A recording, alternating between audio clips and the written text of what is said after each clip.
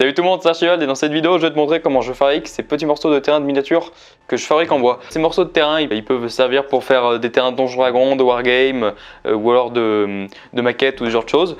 Avec la technique que j'utilise, tu peux très bien faire des petits murs comme ça en ruine, des tours comme ça, des piliers, juste des gros blocs de pierre, donc ça c'est très utile. Moi je recommande fabriquer quand on débute dans le terrain, fabriquer en premier des blocs de pierre comme ça parce que ça permet directement de pouvoir, on a toujours besoin dans un terrain de faire ça. Par exemple ça peut être un hôtel pour un sacrifice, un mur, si on en assemble plusieurs on peut faire un gros mur, bref il y a plein de choses comme ça qu'on peut faire avec des blocs de pierre comme ça. Donc le premier truc que je recommande de fabriquer c'est des pierres comme ça.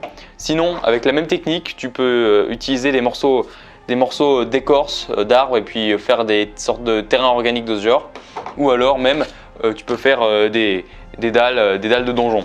Donc moi je suis pas trop fan des dalles de donjon, mais bon si toi t'aimes bien faire tes terrains de cette manière là, tu peux très bien le faire sans problème. Avec différents assemblements de bois comme ça, tu peux aussi très bien faire des ponts, des maisons, des tours, voire plein de choses comme ça, même des alignements de pierre. Bref, en fait, vraiment avec cette technique-là, tu peux faire à peu près n'importe quoi.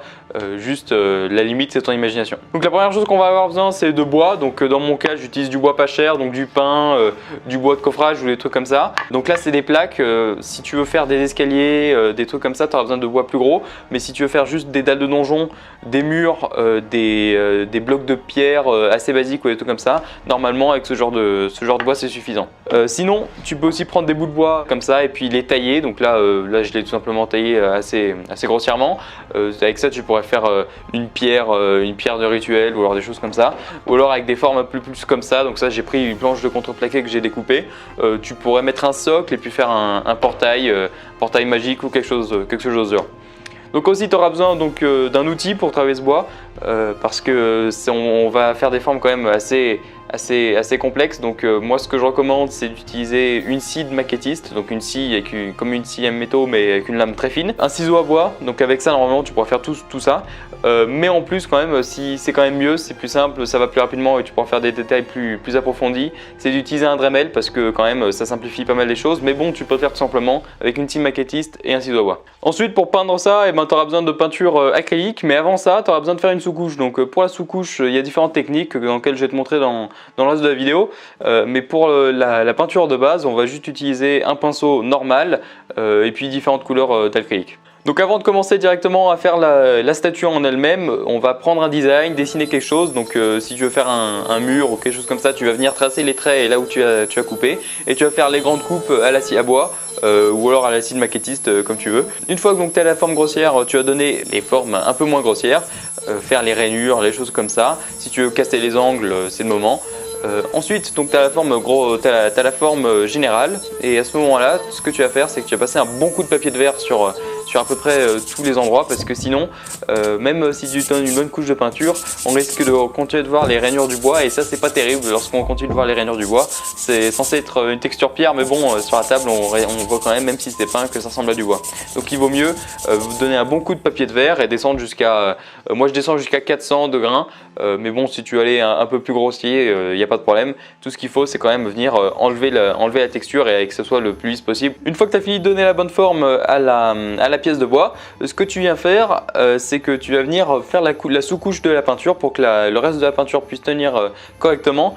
Donc pour ça moi j'ai deux techniques. Premièrement, si c'est quelque chose qui n'a pas trop de détails, comme par exemple cette colonne là elle n'a pas trop de détails, on peut venir à la bombe de peinture directement, la bombe de peinture noire en spray. Tu donnes plusieurs couches en donnant des coups de spray d'assez loin, et comme ça il y a plusieurs fines couches qui vont venir se superposer pour bien uniformiser toute la texture.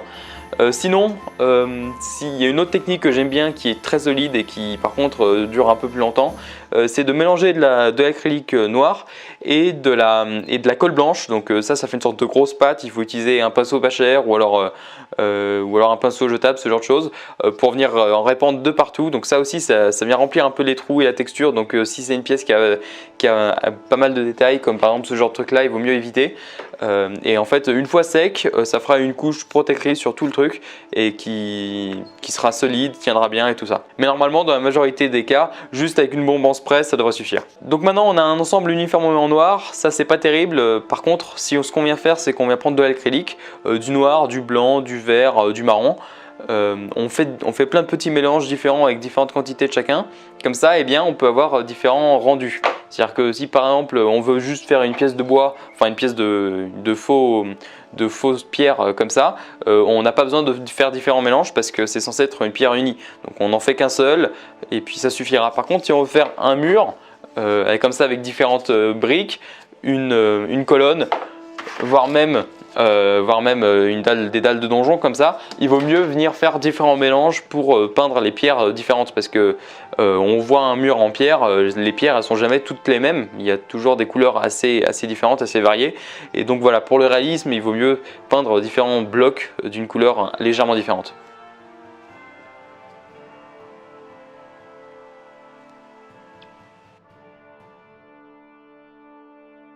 Une fois qu'on a terminé de peindre les blocs ou alors juste directement la pièce, ce qu'on vient faire, c'est qu'on vient prendre un pinceau sec, on le trempe dans un peu de peinture noire, on vient essuyer sur un chiffon de la peinture et on vient brosser toute la pièce pour remplir les petites aspérités de noir et pour venir donner plus de texture et que ce soit plus réaliste.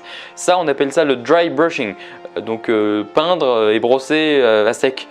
Comme ça, eh bien, il y a vraiment juste la peinture qui reste et que ça ne vient pas couvrir, ça vient juste remplir les aspérités. Ça donnera une bonne touche de réalisme et ça permet de donner une bien meilleure finition à peu près n'importe quelle pièce.